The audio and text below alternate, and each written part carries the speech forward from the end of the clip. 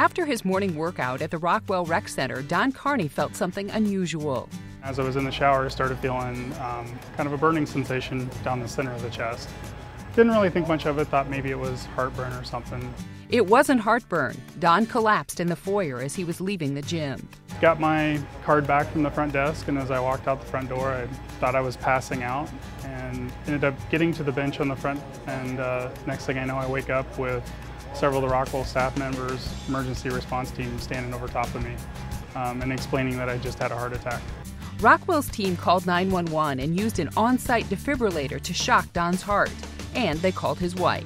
My wife instinctively, without hesitation, when the rec center called and said, "Where do you want to go?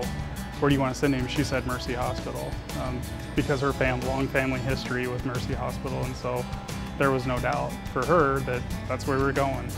And for good reason. Mercy is the area's only hospital, and perhaps the only in the nation, to treat 100% of its cardiac patients with door-to-balloon times of less than the national standard of 90 minutes for 5 consecutive years and counting.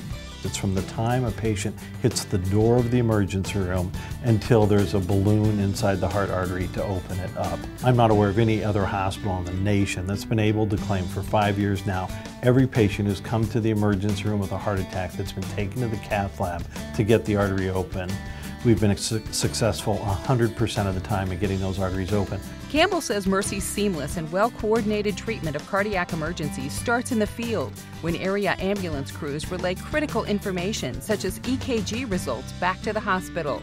Mercy's team assesses the patient's condition and has a plan in place when the patient comes through the door. I remember distinctly one of the nurses saying to my wife is, "Try to keep up with us, we're on our way to the cath lab." And just remember seeing the ceiling tiles blowing by as we're running down, going down the hallway.